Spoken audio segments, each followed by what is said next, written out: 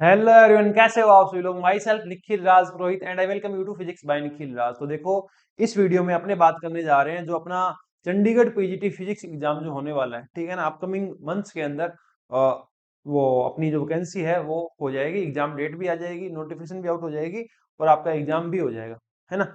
तो थोड़ा सा उसके बारे में बात करते हैं, इसका पेपर पैटर्न क्या रहेगा और इसका सिलेबस जो है पीजीटी फिजिक्स का, उसमें फिजिक्स वाला पोर्शन जो है वो किस तरीके का दिया गया है और उसको आप किस तरीके से हैंडल कर सकते हैं, ठीक है ना।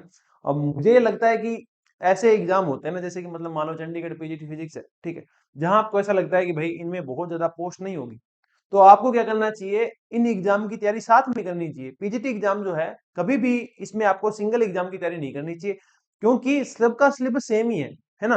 जैसे एनवीएस केवीएस ईएमआरएस है, उसमें जो सिलेबस फिजिक्स का आता है ना, उसका 90% से लेकर के 80% तक पार्ट चंडीगढ़ पीजीटी फिजिक्स में आएगा, ठीक है। आरपीएससी फर्स्ट ग्रेड फिजिक्स में जो आता है ना, उसका मान लो वो सिलेबस आपने पूरा पढ़ रखा है, तो उसी का मान के चलो आप 60% पार्ट जो है वो चंडीगढ़ पीजीटी फिजिक्स में। चंडीगढ़ पीजीटी फिजिक्स का जो आप कह सकते हो 80% पार्ट जो है वो एचटेट में है। एचपीएससी का अगर आपने सिलेबस पढ़ा है, तो उसका 60% पार्ट जो आपका चंडीगढ़ पीजीटी फिजिक्स में है। तो सारे सिलेबस जो है एक दूसरे से रिलेवेंट ही होते हैं। ये बात तो मैंने की है सिर्फ फिजिक्स वाले पार्ट की। जनरल वाले पार्ट के अंदर भी सेम बात है, ठीक है ना। बहुत सारी चीजें लगभग आपको कॉमन मिलेगी।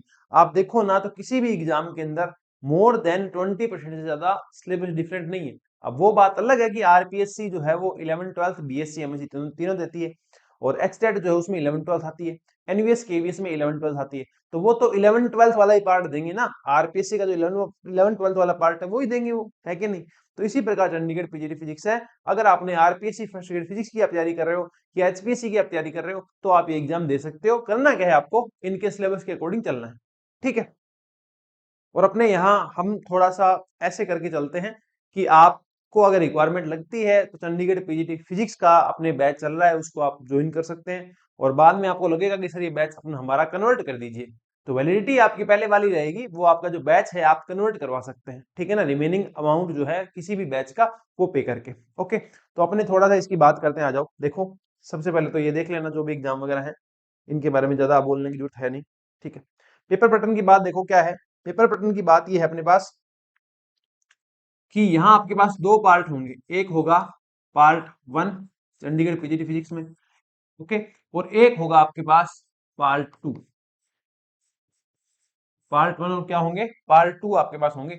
पार्ट वन के अंदर आपके पास क्या होंगे, 50 क्वेश्चन होंगे, 50 मिनट होंगे, और 50 आपके पास क्या होंगे, मार्क्स होंगे, ठीक है। मतलब जो आपका प्रत्येक क्वेश्चन है वो 1 मार्क का होगा। अगर नेगेटिव ये हो गया, तो ये 0.25 आपके नेगेटिव मार्किंग लेके जाएगा। ये रहता है जनरल पार्ट का सिलेबस। दूसरा है फिजिक्स, तो यहाँ आपके पास 100 क्वेश्चन होंगे, 100 ही मार्क्स होंगे, प्रत्येक क्वेश्चन 1 मार्क का है, तो ये आपके पास हो गए 100 क्वेश्चन। और तीसरी बात जो यहाँ है वो ये है कि यहाँ भी नेगेटिव मार्किंग आपकी 0.25 रहेगी। टाइम यहाँ आपको मिलेगा 100 मिनट। ओके, तो जनरल पूरे सिलेबस की अपने बात करें, तो अपने पास 150 क्वेश्चन है टोटल में, 150 मार्क्स है टोटल में, 150 मिनट है टोटल में। अगर नेगेटिव कर दिया तो अपने कितने जाएंगे, 0.25 जाएंगे।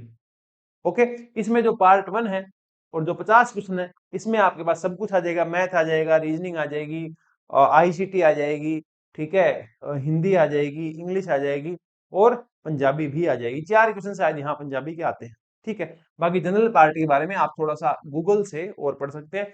फिजिक्स वाले पार्ट की अपनी बात करें, जो कि अपना मेन फोकस रहने वाला है, अपनी जो कोचिंग है वो मेंटोरशिप फिजिक्स के लिए प्रोवाइड करती है, तो अपना मेन फोकस फिजिक्स पे भी है। बाकी जनरल पार्ट जो है वो भी आपको ढंग से करना चाहिए। इसकी पीवाईक्यू वगैरह जो है आपको मिल जाएंगे, नहीं मिलते हैं तो आप मैसेज डाल देना, मैं आपको सेंड कर दूंगा, ठीक है। पार्ट टू की बात करें तो देखो, 100 क्वेश्चन है और 100 ही आपके पास मिनट है। मतलब एक क्वेश्चन के लिए आपके पास कितनी मिनट है, 1 मिनट ही आपके पास है, ठीक है। अब फिजिक्स वाले पोर्शन पे ज्यादा फोकस करते हैं, आ जाओ। देखो, 1 मिनट आपके पास है, ठीक है, और एक ही तुम्हारे पास क्वेश्चन है उसके लिए। अब इस 1 मिनट के अंदर आपको वो क्वेश्चन जो है वो रीड भी करना है, ठीक है, डिसाइड भी करना है कि आपको करना है कि नहीं करना, ठीक है। करना है तो उसको आपको सोल्व भी करना पड़ेगा, ठीक है। या आप कह दो विजुलाइज भी आपको करना पड़ेगा, ठीक है। विजुलाइज करने के बाद उसका आपको आंसर भी निकालना है, आंसर निकालने के बाद आपको उसको टिक भी करना है, ठीक है। तो ये जो 5 स्टेप है इनके थ्रू आपको जाना है, कितनी मिनट के अंदर, 1 मिनट के अंदर, ठीक है। वो अगर आप टाइम देते हो, चीजों को प्रैक्टिस ढंग से करते हो, तो आपको फिर इतना टाइम नहीं लगता है, ठीक है। और यहाँ भी जब पेपर ऐसा हो जहां टाइम कम हो, ओके, और क्वेश्चन अच्छे हो, ठीक है ना, क्वेश्चन थोड़े ज्यादा हो, तो आपको क्या करना होता है, तो आपको जो मैं जनरल तरीका बताता आता हूं हमेशा से ही, आपको राउंड सिस्टम के तरीके से ही अपना पेपर जो है वो अटेम्प्ट करना है। मतलब पहले जो आपको इजीएस्ट लगते हैं, बिल्कुल आपको हलवा क्वेश्चन लगते हैं कि देखते ही आप कर लोगे, पहले आपको वो करने हैं। उसके बाद हल्के से आपको मॉडरेट वाले जो लगते हैं, ठीक है, 2 ऑप्शन वाले जो लगते हैं, ओके, वो क्वेश्चन आपको करने हैं। लास्ट के टाइम में आपको कैलकुलेशन वाले क्वेश्चन करने हैं। कौन से करने हैं, कैलकुलेशन, जिनमें थोड़ी सी क्या है, हैवी कैलकुलेशन है, और आपको आप श्योर नहीं हो कि यही तरीका लगेगा क्या, तो उसमें आप जो है हिट एंड ट्रायल मेथड से भी यहाँ जा सकते हैं।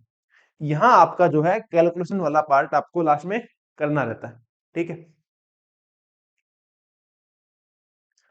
अब देखो, ये अपना थोड़ा तरीका रहेगा। अब फिजिक्स में देखो, 1 मिनट के अंदर एक क्वेश्चन जब आपको इतना करना है ना, तो कुछ रियलिटी ये है कि यहाँ आप ऑलमोस्ट सिलेबस पढ़े, क्या पढ़े, ऑलमोस्ट सिलेबस आपको यहाँ पढ़ के जाना पड़ेगा, क्योंकि सीट भी यहाँ कम आती है, तो सिलेबस जो है आपको पूरा हमेशा पूरा पढ़ के जाना चाहिए, चाहे आप किसी भी एग्जाम की तैयारी कर रहे हो, मैं ये कहता हूँ, ठीक है। हाँ, एक टॉपिक, 2 टॉपिक ऐसे हों कि जो आपको लगता है कि ये मेरे लिए टफ है, तो उनका क्या करो, आप सिर्फ इजी पोर्शन पढ़ लो। क्या आपको पढ़ लेना चाहिए उनका, इजी पोर्शन पढ़ लेना चाहिए, पर आपको पूरा का पूरा कभी भी जो टॉपिक है वो स्किप नहीं करना चाहिए, है ना। क्योंकि होता क्या है, मान लो एक टॉपिक है, ठीक है, मान लो कोई भी एक टॉपिक है, ठीक है, टॉपिक का 50% पार्ट ये है, टॉपिक का 50% पार्ट जो ये है, ठीक है, ये 50% है, 50% है। इस 50% से क्वेश्चन आने की प्रोबेबिलिटी जो है वो 80% तक होती है, इससे क्वेश्चन आने की प्रोबेबिलिटी जो है वो 20% तक होती है। तो अगर आपको कोई पार्ट छोड़ना भी है, तो ये आप जो है वो 50% वाला पार्ट जो है वो कर सकते हैं। और एक बात याद रखना, एग्जाम में हमेशा वही क्वेश्चन आएगा जो तुम कर सकते हो, ये बात याद रखना, एग्जाम में हमेशा वही क्वेश्चन आएगा जो तुम कर सकते हो। तो कभी भी नेगेटिविटी लेके नहीं आनी है अपने अंदर की, भाई ये टॉपिक है मैंने छोड़ा है तो ये तो मेरे से होगा ही नहीं, ऐसा कभी नहीं होता है। ये भी हो सकता है कि आप 2 टॉपिक छोड़ के जाओ, छोड़ के जाने का मतलब क्या है, इनका 50% सिलेबस पढ़ के जाओ, और आपके ये दोनों चैप्टर पूरे सही हो जाए, ठीक है। और आपने एक चैप्टर जो है उसमें आपने बहुत टाइम लगाया, आप बहुत कॉन्फिडेंट थे, वो भी आपका वहां गलत हो जाए, हो सकता है ऐसा। तो किसी भी चीजों का जो अजम्पशन है आपको पहले से नहीं बनाना है, ठीक है ना, वो पेपर को डिसाइड करने देना चाहिए। अब थोड़ी सी बात कर लेते हैं इसके फिजिक्स के सिलेबस की, ठीक है। तो आओ थोड़ी सी बात करते हैं फिजिक्स के सिलेबस की अपने पास। फिजिक्स का सिलेबस अपने पास देखो, चलते हैं फिजिक्स की ओर।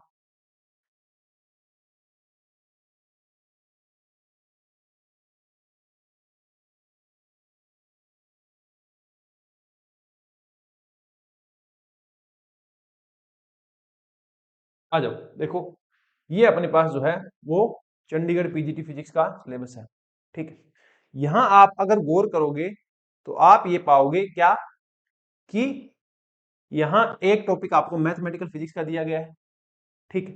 मैथमेटिकल फिजिक्स वाला पोर्शन जो है वो अपने 11th 12th में नहीं आता है, तो ये अपने किसका सिलेबस है, ये अपने मैथमेटिकल फिजिक्स वाला जो है ये एमएससी लेवल वाला थोड़ा यहाँ आया है, ठीक है। कुछ स्टेट के अंदर क्या है, मैथमेटिकल फिजिक्स जो है वो बीएससी में भी लगती है, कुछ स्टेट्स के अंदर, ठीक है।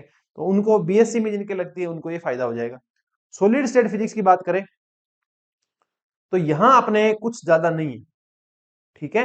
यहां अपने है ना, सिंपल आप कह सकते हो ये 11th 12th वाला पोर्शन है, okay. Geometrical and physics optics जो है ये भी आपका 11th 12th वाला पोर्शन है, ओके। इसके बाद की अगर आप बात करोगे तो ये देखो अपने पास ये पूरा ऑप्टिक्स चल रही है, ऑप्टिक्स के बाद प्रॉपर्टी ऑफ ब्लैक मैटर है, ठीक है। तो ये 11th 12th वाला सिलेबस है। मतलब मैथमेटिकल फिजिक्स के बाद जितना भी मैंने अभी सिलेबस देखा है ना, वो सारा का सारा कहाँ से है, वो सारा का सारा आपका 11th 12th की फिजिक्स से है, ठीक है। तो ये देखो आप, और इसमें देखो magnetic effect of electric current, इसमें आपका बायो सावर्ट लॉ है, कुछ भी देख लो आप, सारा का सारा क्या है इसमें, ये तो आपके आ गया मैग्नेटिक इफेक्ट वाला पूरा का पूरा, ठीक है, मैग्नेटिक इफेक्ट वाला आपका चल रहा है। उसके बाद क्या है, यहाँ जब आप थोड़ा आ जाओगे तो ये जो मैग्नेटिज्म और मैटर जो है वहां से आपके सिलेबस है, मतलब ये भी आपका किसका है, 11th-12th का है। तो इस तरीके से आप देखेंगे कि लगभग सारा सिलेबस 11th-12th का ही है आपके, ठीक है। ऑसिलेशन में वेव है, हीट एंड थर्मोडायनेमिक्स है, न्यूक्लियर फिजिक्स है, ओके। और जैसे हाँ, न्यूक्लियर फिजिक्स में देखो ये है अपने पास न्यूट्रॉन प्रॉब्लम, तो ये 11th-12th का नहीं है, ये थोड़ा एमएससी लेवल वाला है, ठीक है। तो ये अपने जो है वो अलग से आपको करना पड़ेगा, है ना। तो लगभग सिलेबस 11th-12th का है, पर कुछ चेंज भी है। मोशन एंड मैकेनिक्स ये पूरा 11th-12th का है। आपका वर्क पावर एनर्जी ये भी आपके पूरा पूरा किसका है, 11th-12th का है। इलेक्ट्रोमैग्नेटिज्म इसमें भी आपके जो है ये थोड़ा सा जो पार्ट आ गया वो बीएससी एमएससी वाला आ गया, ठीक है ना। तो यहाँ आपके थोड़ा सा जो है वो चेंज है। पहला टॉपिक आपका एमएससी वाला था, दूसरा टॉपिक यहाँ पे आपका एमएससी वाला है, ठीक है। उसके बाद आपके पास क्या है, करंट इलेक्ट्रिसिटी है, ओके, ये अपना 12th का टॉपिक है। उसके बाद लॉज ऑफ मोशन है, 11th का टॉपिक है। ग्रेविटेशन है, 11th का टॉपिक है। क्वांटम मैकेनिक्स ये आपकी जो है ये आपकी आ गई बीएससी वाली, किसकी आ गई, बीएससी वाली आ गई, आप कह दो एमएससी वाली आ गई, क्योंकि एमएससी बीएससी के टॉपिक जो है लगभग आपके सेम ही होते हैं, ठीक है। तो यहाँ आपने क्या एनालिसिस किया, यहाँ आपने ये देखा अभी के लिए आपने ये देखा यहाँ कि हाँ, अभी के लिए आपने क्या देखा अपने पास कि 3 टॉपिक जो हैं आपके पास, वो आप कह सकते हो ग्रेजुएशन या पोस्ट ग्रेजुएशन के, ओके। बाकी सारे के सारे टॉपिक जो है आपके 11th-12th के हैं। अब होता क्या है कि 11th-12th के अंदर आपके पास लगभग आई थिंक 15 चैप्टर जो है, 15 से लेकर के 16 तो आपके 11th में है, और 14 चैप्टर जो है वो आपके पास 12th में है। तो कुल मिलाकर 30 चैप्टर्स हो गए। कितने हो गए, 30 हो गए। 30 के 30 भी यहाँ नहीं है, मेरी बात सुनना आप। 30 चैप्टर हैं 11th-12th में टोटल, वो 30 के 30 भी यहाँ नहीं है। एचपीएससी में वो पूरे दिए हुए हैं, आरपीएससी में पूरे दिए हुए हैं, पर यहाँ वो पूरे नहीं है, ठीक है ना। इन 30 में से भी आप मान के चलो लगभग 20, ये कितने टॉपिक अपने को यहाँ दिए हुए देखो, यहाँ अपने को दिए गए हैं टोटल आपको 15 टॉपिक, है ना। 15 में से 3 हटा दो, 3 अपने जो है एमएससी वाले हैं, तो ये बचे 12। 12 में प्रत्येक में 2 टॉपिक मान लो आप, ठीक है, किसी किसी में 2 भी है तो 24, लगभग मान के चलो 30 में से आपके पास जो टोटल आपको 30 टॉपिक दिए गए हैं, ठीक है, 11th-12th में 30 में से यहाँ लगभग आपको 25 ही करने हैं। 11th-12th वाले पोर्शन से आपको सिर्फ और सिर्फ 25 टॉपिक्स जो है वो ही करने हैं। बाकी ये जो सारा पार्ट है ना, वेव पार्टिकल डुअलिटी है, श्रोडिंगर इक्वेशन है, टाइम डिपेंडेंट इंडिपेंडेंट है, आइगन वैल्यू प्रॉब्लम है, ये आप कैसे भी करने चाहोगे तो कोई दिक्कत नहीं है। सेल्फ से करना चाहो आप सेल्फ से भी कर सकते हो, हमारे साथ प्रिपरेशन करना चाहो बैच लेके वो भी कर सकते हो, टेस्ट से ज्वाइन करके करना चाहते हो वो भी कर सकते हो। वो सारा का सारा आप पे डिपेंड करता है कि आप कैसे कंफर्टेबल हो, कैसे रिक्वायरमेंट आपको है, ठीक है। यहाँ बात करें एमएससी वाले टॉपिक, ये तो पूरा पूरे जो 11th-12th वाले हैं उनके बारे में तो इतना डिस्कशन करने की जरूरत नहीं है, क्योंकि मुझे लगता है कि आप सब ने कहीं ना कहीं 11th-12th पढ़ा रखी है। यहाँ देखो वेव पार्टिकल डुअलिटी है, श्रोडिंगर इक्वेशन है, टाइम डिपेंडेंट है, इंडिपेंडेंट है। डिपेंडेंट से इक्वेशन आने के चांस कम होते हैं, इंडिपेंडेंट से ज्यादा होते हैं। आइगन वैल्यू प्रॉब्लम है, ठीक है ना। आइगन वैल्यू वैल्यू है, देखो वैल्यू, तो चांस ज्यादा ये है कि वो एनर्जी पूछेगा, ठीक है। Particle in a box, harmonic oscillator, दोनों अच्छी प्रॉब्लम है, और बिल्कुल बेसिक सिलेबस पीजीटी फिजिक्स के अंदर दिया गया है आपको चंडीगढ़ के अंदर, है ना। बहुत कुछ इसमें वो ऐसा नहीं है, मतलब कि बहुत आपको थोड़ी ये रॉकेट साइंस दे दी, ऐसा कुछ नहीं है। और बहुत सारे स्टूडेंट ये कहते हैं सर सीट ही नहीं आएगी इसमें, तो मैं कभी नहीं कहता आपको कि आप कभी एक एग्जाम पे फोकस करो। सेम जो रिलेवेंट एग्जाम है ना, जो एक जैसे हैं, उन पे आप फोकस कर सकते हो, ठीक है ना। एसएससी वाला बच्चा बैंक वाला पेपर देगा ही देगा, यूपीएससी वाला बच्चा जो है वो पीसीएस का पेपर देगा ही देगा, ठीक है। इसी प्रकार आप किसी भी पीजीटी फिजिक्स की तैयारी कर रहे हैं तो आप दूसरे पीजीटी फिजिक्स का जो एग्जाम है वो दे सकते हैं, कोई बड़ी बात नहीं। Tunneling through a barrier, wave function in coordinate and momentum representation, commutator and Heisenberg uncertainty principle, direct Dirac notation for state motion, state vectors, motion in a central potential, orbital angular momentum algebra, spin addition of angular momentum और hydrogen atom. ये आपका जो सारा syllabus है वो quantum का है। अब इसमें जो ये वाला पार्ट है, ठीक है, और अपने पास ये वाला जो पार्ट है, आपकी मर्जी है, चाहे तो आप इसको क्वांटम अगर इसमें काउंट करो, चाहे इसको आप एटॉमिक फिजिक्स में काउंट करो, ठीक है ना। वो तो अपने को पढ़ने से मतलब है, कहाँ भी कैसा दिया हो, ओके। इसके अलावा थोड़ी सी बात अगर अपने करें ईडी की, तो ईडी में देखो ऐसे है, ये दिया हुआ, आ जाओ देखो ईडी के अंदर ये वाला जो पार्ट है, ये अपना पूरा पूरा जो है वो 12th का चैप्टर है। मैक्सवेल इक्वेशन आपके पास 12th में भी आ जाती है, ठीक है, फिर भी अपने इसको बीएससी वाले पोर्शन में भी करवा देंगे आपको, ठीक है। ये कंडीशन दी हुई है कि लीनियर एक आइसोट्रोपिक मीडियम है, उसमें मैक्सवेल इक्वेशन जो है वो किस तरीके से रहेगी।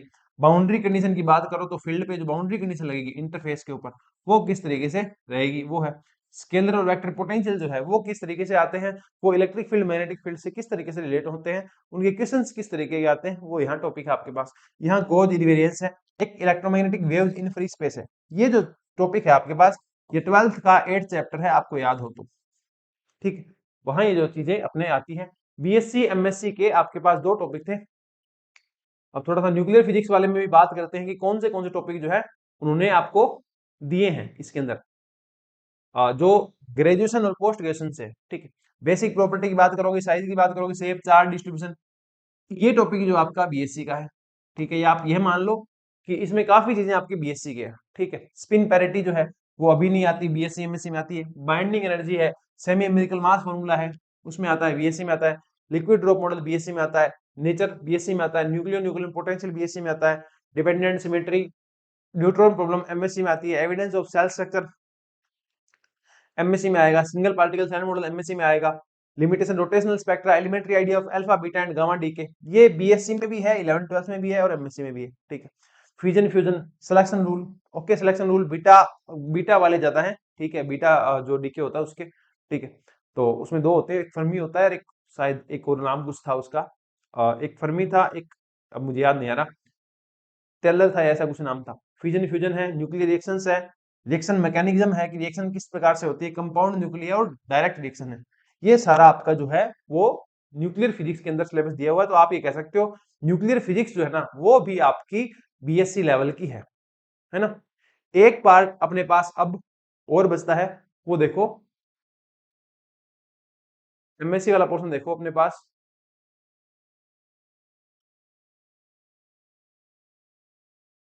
एमएससी वाला पोर्शन देखो आप, इसके अंदर मैथमेटिकल मेथड ऑफ फिजिक्स की बात करें तो dimension analysis, okay, vector algebra, vector calculus, linear algebra, Cayley Hamilton theorem, eigenvalue, eigenvector, linear ordinary differential equation, first order second order special function, Hermite, Laguerre, Legendre function, ये सारे के सारे, Fourier series, Fourier Laplace transformation, okay, complex analysis पूरी की पूरी, analytic, ये भी complex का पार्ट है, ये सारे कॉम्प्लेक्स के पार्ट है, और ये भी कॉम्प्लेक्स का पार्ट है। ये binomial Poisson and normal distribution, elementary probability theory, ये सारी जो है मैथमेटिकल फिजिक्स जो है आपकी काफी अच्छी दी गई है। अगर मैं कहूँ आपके जितने भी एमएससी बीएससी के सब्जेक्ट दिए हैं उसमें सबसे वाइड सिलेबस जो आपको किसी का दिया है तो वो आपको दिया है किसका, मैथमेटिकल फिजिक्स का, ठीक है।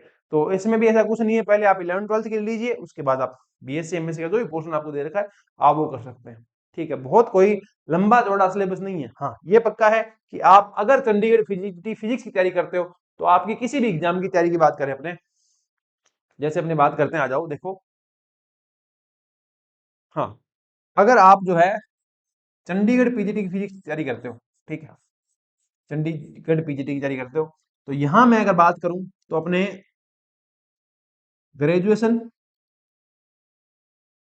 ठीक है, और पोस्ट ग्रेजुएशन, इसके आपको टॉपिक दे रखे हैं चार, मान लेते हैं चार, न्यूक्लियर फिजिक्स को भी उसी में काउंट कर लेते हैं। 11 12 के आपको दे रखे हैं लगभग मान लेते हैं 25, ओके। अब आ जाओ थोड़ा सा, एच टेट के अंदर क्या आता है, H TET, NVS, KVS, EMRS, okay, और भी है क्या, एमपी टेट, इन सब के अंदर जिसमें क्या आता है सिर्फ और सिर्फ 11 12 का ही पोर्शन आता है, तो उसमें जो एमएससी वाला पार्ट है वो तो नहीं है, ठीक है। लेकिन ये टॉपिक 25 है, 25 यहाँ है, प्लस 5 टॉपिक यहाँ जो छोड़ दिए इन्होंने 11 12 के, वो भी यहाँ है। इतना सिलेबस कॉमन है EMRS, MPTET, HTET, NVS, KVS के अंदर। इसके जो 25 चैप्टर है यहाँ है, 5 इसमें और ऐड कर देना जो 11 12 के इन्होंने छोड़े हैं, और जो ग्रेजुएशन वाला पार्ट है वो ये चार जो टॉपिक बड़े यहाँ है जिसमें मैथमेटिकल फिजिक्स है तो वो वहां नहीं आते हैं। एक कंपैरिजन और तुम्हें निकाल के देता हूँ, किसका, एचपीएससी का और आरपीएससी, ठीक है। उसके अंदर ये पूरा का पूरा ही सिलेबस आता है, ठीक है। क्यों, क्योंकि इसमें 9 सब्जेक्ट आते हैं एमएससी के, 9 आते हैं बीएससी के, और जो आपके 11 12 है उसके आते हैं लगभग, आप मान के चल लो 30 आपके 11 12 के चैप्टर आते हैं। ठीक है, अब ये 9 के 9 सेम होते हैं, ये सेम होते हैं, ये सेम होते हैं, तो आधा सिलेबस इनमें सेम भी हो जाता है, कोई बड़ी बात वो नहीं है। ठीक है ना, तो ये सिलेबस देखो ये पूरा का पूरा यहाँ आ गया, समझ रहे हो ना। तो लगभग आप कह सकते हो ये करने से आपका लगभग ये पूरा का पूरा ही कवर हो जाएगा। ठीक है, ये करने से ये कवर नहीं होगा, ये बाकी रह जाएगा।